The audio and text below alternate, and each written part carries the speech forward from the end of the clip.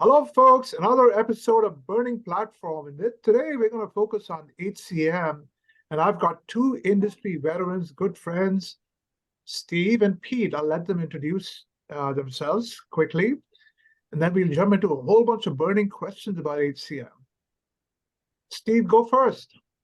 Okay, so thanks a lot, Vinnie. It's been great to associate with you over the years. And part of our band of merry men and women, analysts and advisors that travel from event to event. So Steve Goldberg and I mostly kind of distill my roughly 40 years now of experience. As follows. I've been on all sides of HCM, HR, and HR tech: practitioner, head of product strategy, advisor, industry analyst, and ever aspiring thought leader. 40 years. You don't look that old, Steve. I started at age 4. It was amazing. I was told I was really precocious. Pete, please Yeah. introduce yourself. Yeah. Wow. Hard to follow that, right? Yeah. Yeah. Well, thank you for having us, Vinny. First of all, this is a super privilege. I certainly watch the show when I can and big fan. So thank you, man. And like Steve, obviously have been a part of that cohort of analysts that have become bonded on the road. So we are co-opetition, I guess you could call it in some ways. But anyway, much like Steve, I've had a long career, 30 years, believe it or not, despite how old I might look. In the HR and payroll space. I've literally worked. My very first job in the United States Marine Corps was working in the very first shared service center in the Marines history, and had no idea what that was at the time. And that launched a career on into as a practitioner myself, leading payroll services for the Walt Disney Company and their shared service center, and then eventually going on and working for some of the big HR outsourcing firms in the space. Like Steve, have been an industry analyst and advisor for some time now, and become very well known for my work in the payroll, employer of record services, and even some of the fintech and payment space. So really privileged to be working with Steve. We decided to come together under the GXT banner as a joint venture, and really put our strategic and operational HR minds together and see what we could do to help both vendors and buyers in the marketplace with our advisory and research. So Pete, 30 years and Steve, 40 years. And like you say, competition, right? But something prompted you to come closer. Yeah. Was it a trigger point? What was it, a pandemic? What made you think about coming together? Well, I think I'll let Steve maybe add to this, but I think timing is everything, right? And timing, I think, for us was right. We were both sort of at a point in our careers where we had worked for a few prominent analyst firms, and we had deep backgrounds, again, as practitioners, right? We're not just students of this industry and how to do this. We've clicked the buttons. We've been the frontline manager. We've been that director of HR or payroll, making those decisions, buying these solutions, testing them out. Trying to figure out what we can do to make our organization more efficient and more effective. And so we felt there was an opportunity for us to merge that together and explore the synergies. And one common area I think that we have an interest in and have both sort of gravitated towards is the org agility topic. I think that we feel like we again, with Steve's deep depth in strategic HR and my depth in operational HR, we have such a very complementary skill set together that's an area that I think we're really pecking around on, trying to figure out how to explore that in our research. And we believe that there is probably still a lot, this is what we want to explore, a lot of opportunity, even with firms that have maybe modernized, right? Air quotes, they've transformed, still might not be getting all of the organizational agility enabling synergies that they can from their human capital management. And I think that's been one of the things we want to dig in and explore. But let me turn it over to Steve, because that's his passion, baby, org agility. Thanks. No, you did a fine job, Pete, as always. But yeah. I would just say, yes, timing is everything, but I'll kind of spin it a little bit differently. I would say that we, over the last couple of years in our discussions, we have talked about this kind of continuing movement out there in the industry, HCM, HR tech industry, kind of away from siloed, containerized thinking, product visions, process definitions. One of our industry colleagues, I forgot who used the expression recently, horizontal thinking instead of vertical thinking. And so Pete and I have been talking about this for a couple of years now, and I think it's great. And taking it one step further, from kind of siloed thinking to more holistic and integrated thinking, cross-functional, cross-domain, taking it one step further is an outcome, like Pete mentioned, organizational agility. So, that we're thinking about outcomes that move the needle, whether it be ability to plan better, manage change better, elevate organizational agility. These are the true outcomes we both believe move the needle. And yes, it requires investment horizontally and vertically. So that's what we're seeing out there as a dynamic, and we're not always seeing it be given the proper attention, let's say, by either the vendor community or the analyst community. So we thought there was an opportunity for us. So Steve, mentioning about org agility, both of you were at the new conference Unleashed, right? And you presented on the topic. So drill in a little more. How was it received? What did you emphasize in the presentation? And maybe I'll have you come back and present in this forum a future point on that. Well, thanks. So I certainly would not do the topic justice in a couple of minutes. So I'll just net it out like this. In real simple terms, org agility is about three things. And elevating organizational agility is about three things. It's anticipating, adapting, and acting. Now, if you break it down, anticipating, what is that about? It's about picking up on cues and signals. And those cues and signals can be picked up based on analytics dashboards. It could be based on smart surveys. Get a little more fancy technologically speaking, it could be based on sentiment analysis, where the system is looking at anonymized emails and picking up on prevalent themes. So you're picking up on signals internally and externally.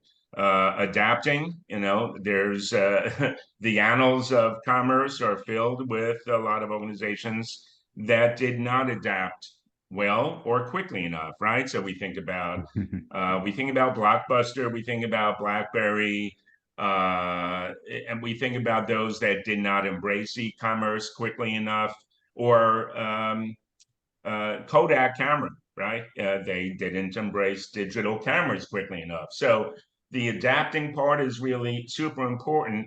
And then acting. Acting is not just about acting quickly, because I'd like to give you a 30-second anecdote about a company we may all know here called Next, which was Steve Jobs' kind of foray when he left Apple temporarily and he went into this new business called Next Computer. Was kind of in the mid 90s. So Next Computer, for those of you that don't know, and you could look it up, of course, was a networked workstation. And it was rolled out to market around the time that the internet was also coming out. And Next Computer was very robust, high functioning, but I don't think organizations really understood. It was kind of ahead of its time, is what I'm trying to say. So it's not just about acting quickly when you know which direction to pivot in, where the market opportunities and risks are, but it's synchronizing with the market and the appetite for it and the understanding of what you're bringing to market. And the last sentence I'll say is, I happen to be heading up HR systems at an investment bank in Switzerland at the time that Next was coming out. And my team said, why don't we try to pilot something on the Next operating system?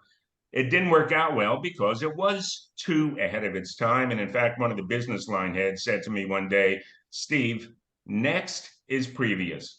Anyways, I'll never forget that. That's a good one.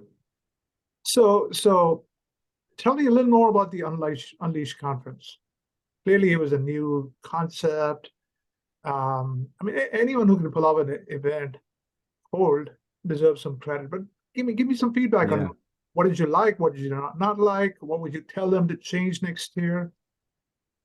Yeah, maybe I go first, Steve, and I'll turn that over to you after that. Yeah, I thought it was a good event. I mean, Unleashed has been putting on pretty good events for some time now. I think they got tripped up like everybody did during the pandemic and had to, go virtual and whatnot, but have certainly bounced back. I thought it was very lively, very well attended. I think I heard around 3,500 or something. I'm not positive on that number. I didn't really care for the location, the Caesar Forum. I thought that was a little weird or crowded. Some of it was outside in a tent, some of it was inside. So I thought that was a little bit strange, but otherwise I thought it was really well run. They did the best they could with what space they had, I believe. And I thought it was really, really very well attended by buyers. I actually ran in that's sometimes the knock on these events that, oh, there's just too many vendors. But I have to tell you, I had some really good conversations, and a few were enterprise firms that were there making various decisions, and they were very appreciative of the event, the sponsors. They, really enjoying all the breakouts and the team building type sessions where they could go and learn and network. So I didn't get to sit in on too many of them. We did okay. We had to follow lunch on the last day. So as you can imagine, we had a little thinner crowd than did sign up. We had a maximum sign up and then a little bit thinner left over. But what we had they were very leaned in my opinion, to Steve's presentation. I started that with a sort of an overview of the market quickly on what they were seeing in the room out there, which, again, all these things we were talking about around org agility has to be enabled by data, by flexible infrastructure. And that's what I think you're seeing across the market, right? Microservices, the ability to connect everything, very open connectivity to the APIs, and certainly data everywhere, right? And powered by AI. So I think that's probably the theme you could see across the room in this products that were there. And we gave a presentation on that to kind of talk about the trends that are happening in the marketplace with investments and that sort of thing. So it was very well received. And I thought all around a really great event. Kate does a great job. Mark and the team, they all do a great job. And so I'm looking forward to going again next year. I think actually, Steve, you're planning to go to Unleash in Paris, if I'm not mistaken. Yes. Hopefully, if I do get an opportunity individually, or certainly with you, is my preference. Hopefully, it won't be on getaway day in the late afternoon, because we prepare. You never want to follow whether lunch. It's one person showing up or 1,000, we prepare, right? Yeah. So, but beyond that, it was my first HR Unleash, and I agree with everything Pete said. I mean, they are great hosts. They really make sure it's well organized and you're well taken care of. Let me drill into you. You made the point, and the sentiment point caught my attention, because that's a technology coming from the consumer world. Sentiment analysis, it's not new, but it's been developed in the consumer world. In your presentation, were people more focused on technology or on the organizational aspects that your presentation also focused on? Mm-hmm. Yeah, thanks, Vinnie. So I came up with this one kind of catchphrase, and the phrase is "make the invisible visible," and that's a big part of, in my mind, the whole notion of elevating organizational agility. And so, what I'm not just trying to come up with a nice marketing phrase here. Making the invisible visible, it relates to relationships in the organization. Who's an influencer? Because effective change management, is about marshaling and knowing who's influencing whose opinion, in terms of sentiment, in terms of, do you support the change? What about mentors and coaches? And so we're seeing things like organizational network analysis, look at relationship data, that which heretofore was largely invisible, unless it was, you were always hanging out with the same people. So there's other aspects. Skills is probably the main manifestation of what I'm talking about, because skills, now we have ontologies, as you know, which talk about skills, relationships, adjacencies, skills equivalencies. We talk about what proficiency level is really needed to consider somebody a valuable resource. We talk about what's the best path to resourcing when you have a need for people. What's the best path? Is it hire a regular person or a contractor or train or redeploy or outsource? So those options are a big part of improving organizational agility. Thankfully, machine learning could help. And I think people latched on to this notion. You give people something simple or visceral to remember, like make the invisible visible, and you could build off of that story. Well, sounds like you got both the technology folks and the folks more on the softer side of organizational management. Let's stick on the conference theme. All three of us were in Austin last week at the Zoho conference, right? Or at least the Zoho analyst track. There was also a customer conference next door. Tell me your perspective. I mean, clearly they have a lot of momentum in the mid-market. It's a very different business model, but very strong in the CRM collaboration space, not so much in HCM. So give me your perspective from a HCM perspective. Where do you see their positioning? What are they, are they going to be a viable player in the future? Yeah, you want me to take that, Steve? Or you want to go? Yeah, I'll just make two very quick points. I Yeah. don't want to dominate the call here. No worries. So one is, and both of you gentlemen heard me say this to some members of the Zoho management team when they were talking about the employee experience, and Pete was sitting next to me, and I made the comment to Pete first that, the employee experience is more than the experience using technology, right? So we're talking about employees have needs, interests, goals. Some of it relates to technology helping to facilitate and enable those needs, interests, and goals. And when I said this to Pete, he said, that's their lens. They're a technology company. So if they want to transition and have more of a traditional or let's say not even traditional, forward-thinking HCM lens and perspective, they have to think of technology as the enabler, not the end game. And a lot of it these days has to do with the employee experience, because that's what leads to the ability to attract and retain best talent. And the last thing I'll say is, as you both know, Zoho has tens of thousands of customers that are just individuals. They're not enterprises, right? It's a one-person business, a two-person business that are using Zoho products for CRM, for example. So the HCM market is not set up that way, but it doesn't mean it's always going to be what it is today. The HCM market for technology can gravitate more. It's always going to be enterprise centric, but it can be more individual centric in the form of career coaching, as one example. Yeah. Pete?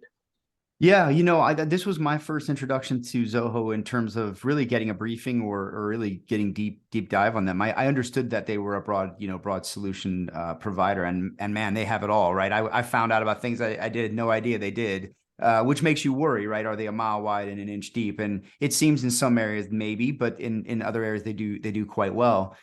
This was also the first time I attended an analyst event where I was also a customer, like Steve said. I've been using it to run GXT in some ways, right, for invoicing and things like that, and document signing and just different tools that have been helpful. And I keep finding new things that I find very valuable in their ecosystem. So yeah, it sounds like their ambitions is to come up market. And surprisingly, when I started to talk to them, I knew they had a very light payroll solution and I knew they had some core HR. But when I started to unpack it, they have a good 10 or so modules already. Now, what level of maturity they're at, that remains to be seen. We're going to maybe do some demos to check it out, but they have a light recruiting capability, some learning.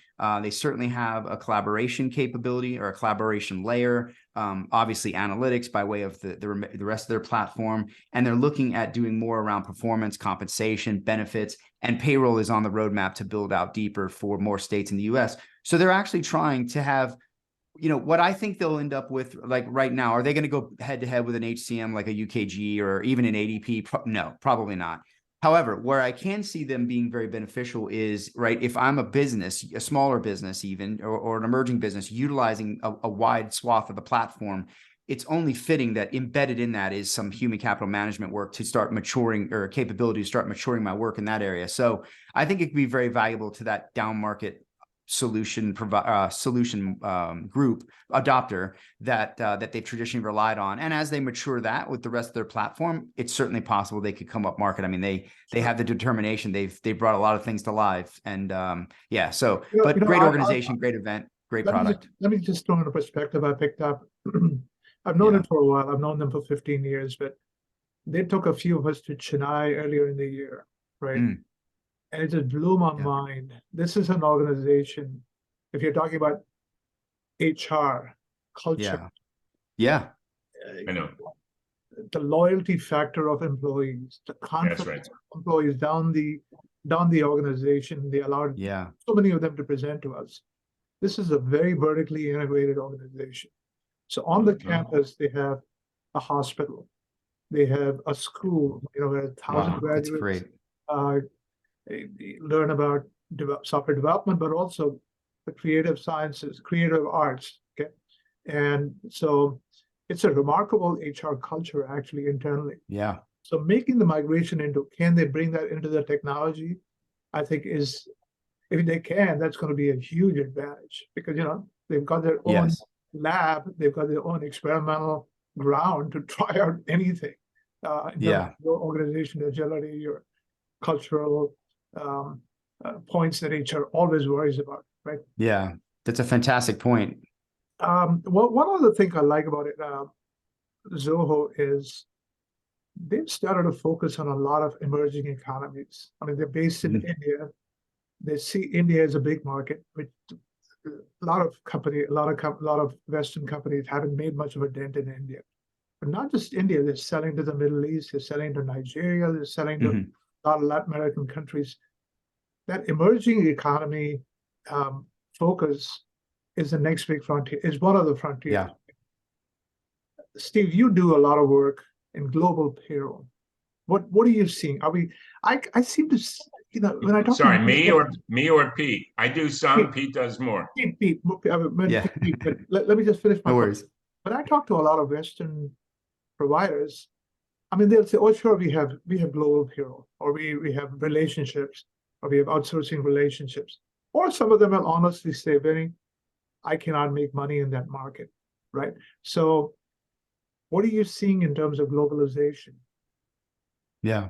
Yeah. Well, yeah, great point. So global payroll still hasn't really been solved yet, right? There's a race to get to that pure single system. And I think firms like maybe Mercons or Niamo are very out in front with that and getting very close on a truly organic, 190 country calc engine capability. But in the meantime, I think what you've seen is that global payroll has become much more important because of global talent becoming much more important, right?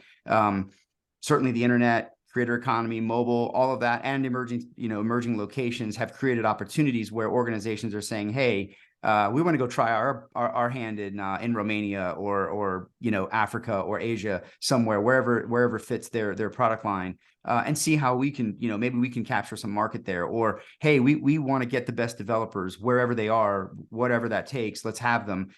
We've got to break down the walls and start hiring well beyond our own circle of the city.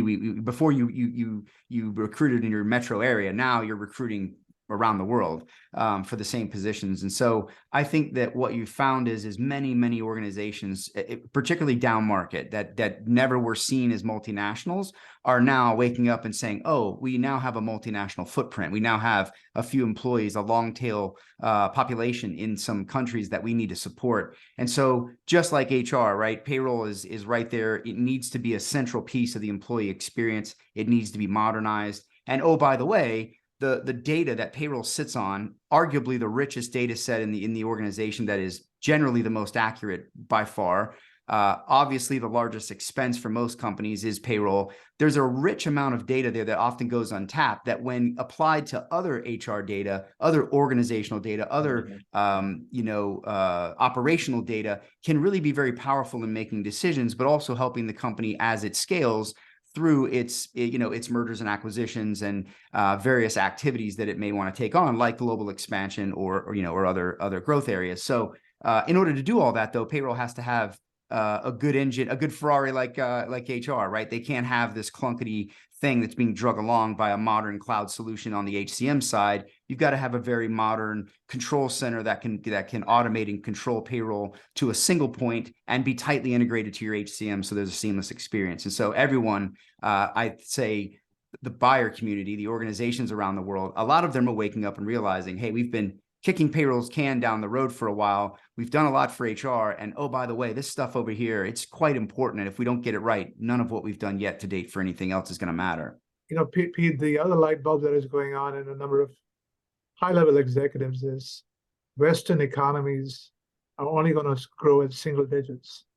Yeah, As the definitely. Indias and the BRICS and the Indonesias of the world are going to grow at 15, 20%. So those are big consumer markets too, which means you'll need a bigger labor footprint, either Right. expats or locals. So payroll is going to Yeah. be much more, global payroll is going to become much more important. Yeah, just Hey, cross-border can I money mention movement one is thing, big. Vinny? Sure. Yeah, go ahead, Steve. Yeah, so India is a special place in my heart for India. So you mentioned Chennai. I visited Chennai 16 years ago on behalf of Ramco Systems. Pete also works with Completely Ramco. different. It's What's changed that? so much. You won't recognize it. It is so different now. No, no. I mean, I was in India 5 weeks ago, but it was northern, not Chennai. But interestingly, when I walk around sometimes in India, somebody never happens here in the U.S. A total stranger will come up to me and say, "Steve Goldberg, do you realize you're kind of famous here in India?" Which is kind of crazy. But one day Are when you we're on the not doing are you this on and we're the not, are you on huh? the FBI's most wanted list? Sure. I think there is somebody with that name, same name, but let's not go there. So, do you, Vinny or Pete, you ever hear of the name C.K.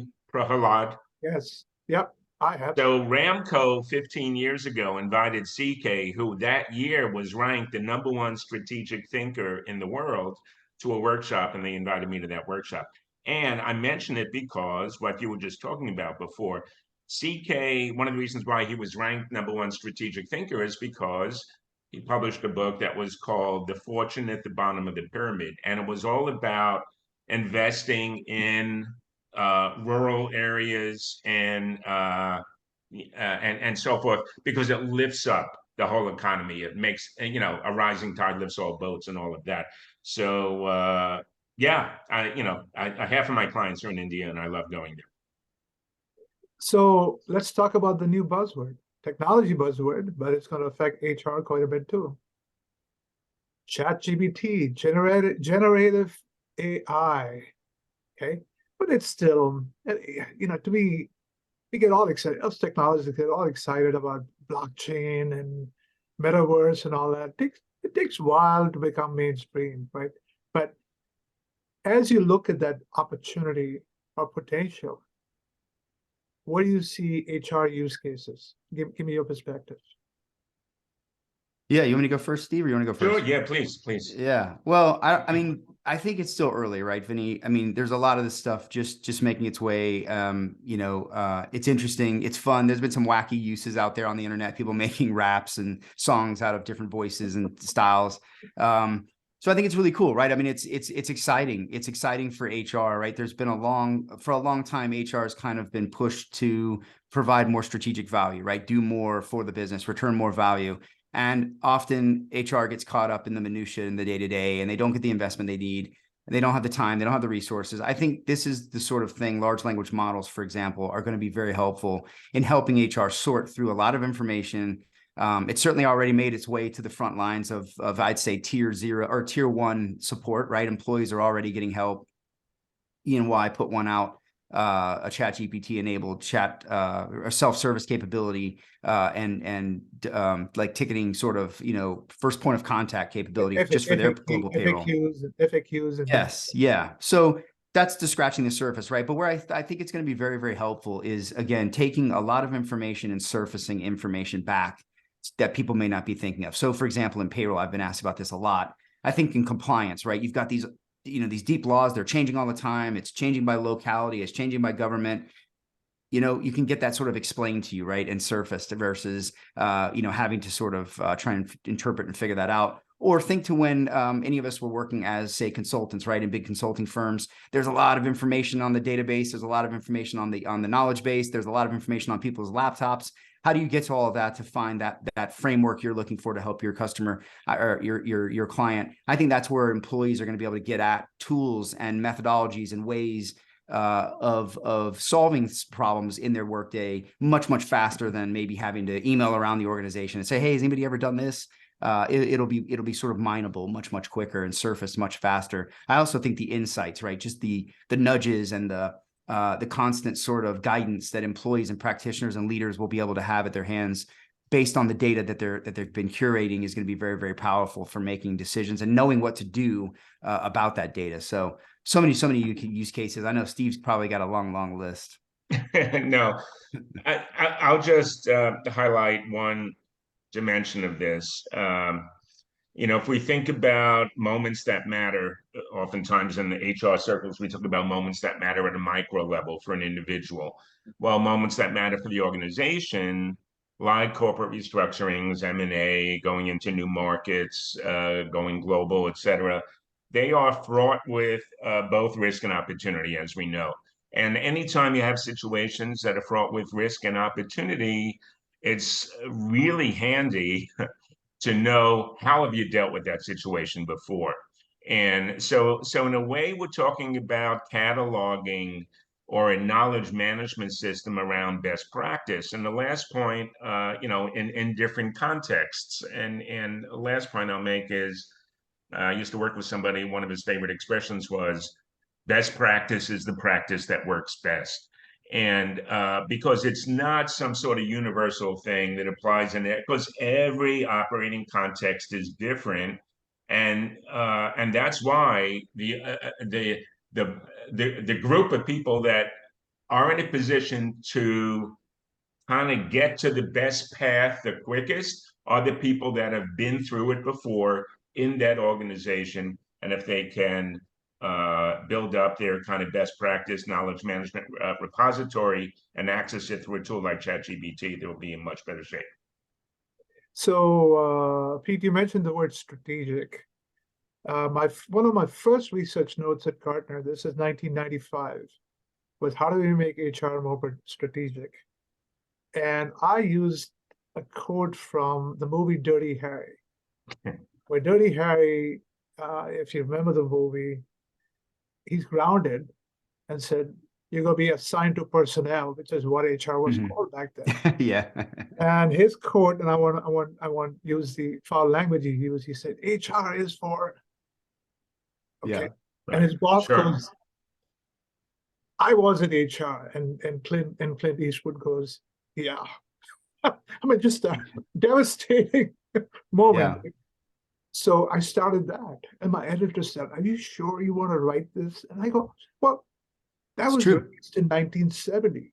We're in 1995. 25 years later, HR is still asking how do we become strategic.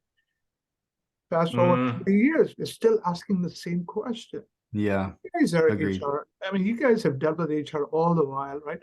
What holds HR back? Why they evolve? They're obviously evolving. They never seem to evolve as quickly as their companies. Is that a fair statement or an unfair statement? Well, first of all, I would not lump all HR departments. I've not painted them with the same brush, but I think there's some validity to what you're saying. I was very fortunate right out of grad school. I was working in investment banks and HR. They had the money to pay for really good talent. I'm not talking about myself being good talent. The head of HR that I reported to was out of Princeton. I mean, he was a brilliant guy. I actually reported to him at 2 different firms. But here's something that I learned early on.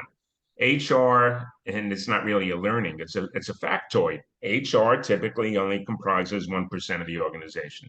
So how can 1% of the organization be everywhere at the same time, even if they have the best technology that helps them scale, helps ensure that all these HR outcomes and strategic outcomes are getting achieved? It's not HR. We really should be talking about human capital management and the fact that the discipline known as human capital management, managing people for competitive advantage, should be owned by the enterprise. Every employee, every manager, every external stakeholder.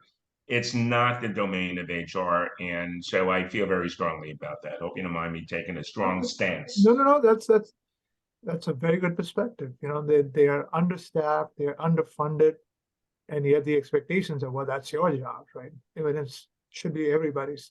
Pete, do you have a perspective? Yeah.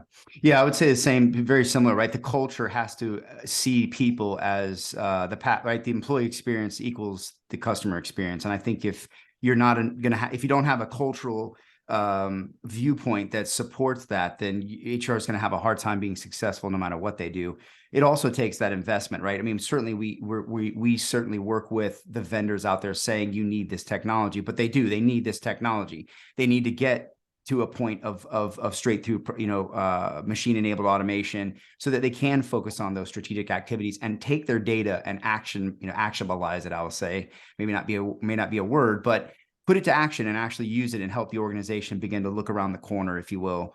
But I think it takes a village, right? It takes everyone. It takes the corporate leadership being invested. It takes HR walking the talk and being invested, and it takes the right investments in people, process, and technology, as we always say, somewhat cliche. But you got to get all those wheels turning together in order for it to work properly.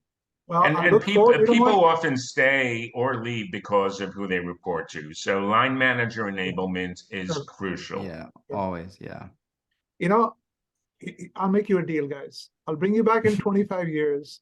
Yes. You'll see if you're still asking the question, how do we make HR more strategic?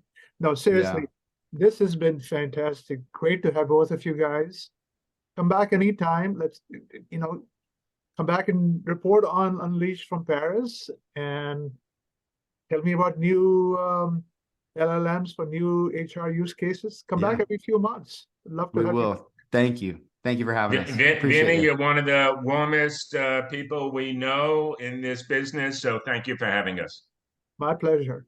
Thank you so much. Bye-bye. Take care. Awesome. Goodbye. Take care.